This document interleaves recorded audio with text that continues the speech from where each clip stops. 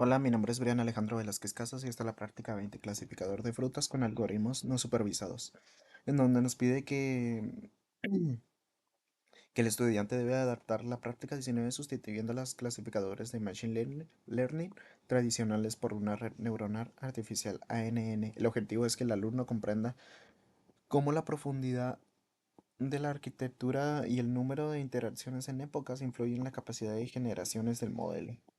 Entonces se debe modificar el código para que la red neuronal pueda clasificar 10 clases de frutas. Es indispensable asegurar que la capa de salida layers.dense se actualice dinámicamente para reflejar el número total de etiquetas seleccionadas. Después tenemos el inciso B, modificación de arquitectura, profundidad de modelo. Partiendo de la base de dos capas ocultas, 128 y 64 neuronas, el estudiante debe experimentar con la estructura de la red configuración A, 256 neuronas al inicio de la arquitectura y luego después configuración y sustituir la función de activación de ReLU por SIGMOI en menos de unas capas ocultas para evaluar el impacto de la velocidad de conversión del aprendizaje y el desafío de épocas epochs. Se requiere incrementar el ciclo de entrenamiento a 25 épocas. Bueno, después tenemos el requisitos del video del criterio de entrega. Transformación de datos, análisis de la curva de aprendizaje, fundamentación de la capa de salida y prueba de interferencia con datos reales, es decir, mandar una imagen de una fruta.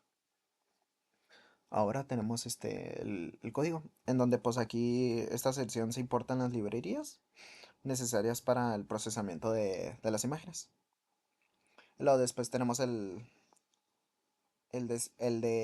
pack, donde aquí descargamos el datasheet, dataset, en donde pues sí se descarga la base de las frutas utilizando el Kangle Kale Hook, no sé cómo se pronuncia muy bien.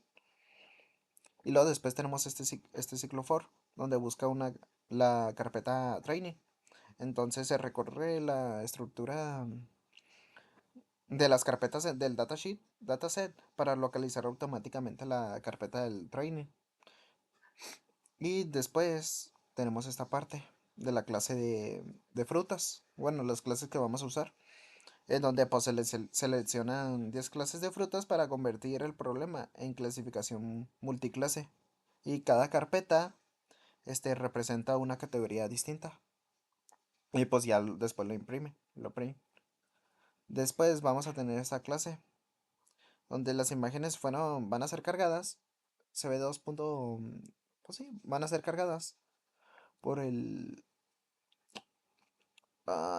sí, van a ser cargadas y va a leer la imagen y convertirlas a BGR y RGB. Ok, después tenemos X y Y, donde va, donde las imágenes y etiquetas van a ser convertidas a arreglos NumPy, ya que el TensorFlow, sí era TensorFlow, bueno, trabaja de manera más eficiente con este formato. Después tenemos el train test, en donde el dataset se dividió en entrenamientos y se prueba utilizando el 80% y el 20% pues, para evaluar el modelo. Luego después tenemos el model, esta variable, donde crea una red neuronal secuencial. Y luego después tenemos los layers, que son para transformar la matriz de 3D a un vector es decir, a un vector un D.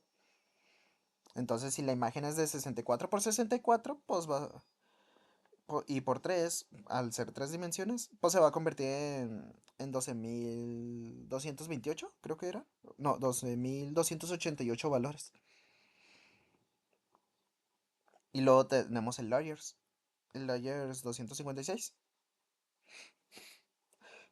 en donde añade 256 neuronas para aumentar la capacidad del aprendizaje del modelo y permitir la extracción de características más complejas.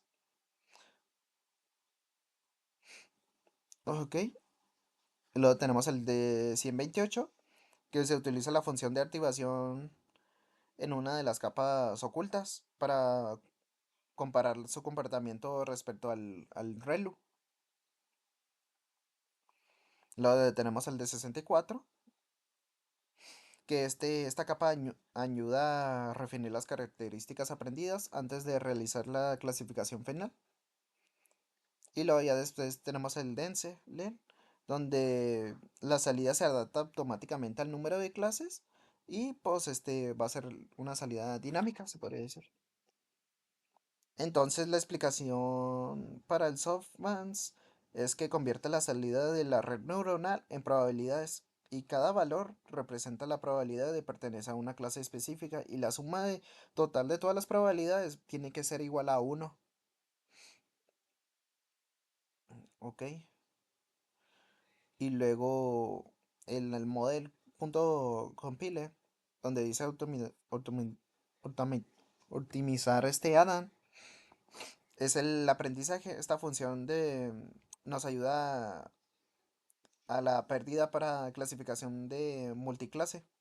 Es decir, debido a su rapidez y estabilidad, la función de pérdida esparce la categoría, esparce, mm, ¿cómo explicarlo? O sea, se emplea porque el problema de clasificación es multiclase. O sea, el concentropy. Luego después tenemos el Epoch 25, que son las 25 épocas. El modelo se entrena, pues sí, durante estas 25 épocas para analizar la evaluación del aprendizaje y detectar posibles problemas. Después tenemos el JPRED, la probabilidad, en donde pues obtenemos las probabilidades y la clase mayor de las probabilidades. Entonces, después tenemos el clasificador, en donde calcula la precisión, el F1 score y ¿qué más era? El recálculo. Luego después tenemos la confusión matricial, en donde la matriz esta nos permite, nos permite visualizar qué clases fueron correctamente clasificadas y cuáles presentaron errores. Ok, sorry. Después tenemos el Accuracy y el VAL, que es el entrenamiento y la validación. Es la curva de aprendizaje que permite analizar el comportamiento de nuestro modelo durante el entrenamiento y detectar posibles casos de, de ¿cómo se llama? Overfly, algo así. Y pues nos ayuda a ocurrir cuando el modelo memoriza los datos de entrenamiento y pierde la capacidad de generalización sobre los datos muertos. Y pues después tenemos el modelo para que guarde, o sea, guarda el modelo y después tenemos la interfaz, el play, aquí está, que permite subir las imágenes reales al Colab y después la predicción que nos ayuda, donde nos ayuda para la realización de pruebas de inferencia utilizando imágenes reales para evaluar la capacidad generalizada del modelo entre nuestras entradas. Entonces aquí tenemos el reporte de clasificación, en donde pues al tener las 10 tipos de frutas, utilizando el TensorFlow y el Keras, pues se aplica un Flatten para transformar las imágenes en vectores unitariamente. Entonces, pues aquí nos indica que tenemos una precisión del 100%, pero esto no quiere decir que nuestro código sea el mejor del mundo, sino que no se ve tan humano, se podría decir, ya que pues al utilizar nomás 10 imágenes, pues obviamente va a tener una precisión de 10, como se indica aquí. Y pues tenemos la curva de aprendizaje,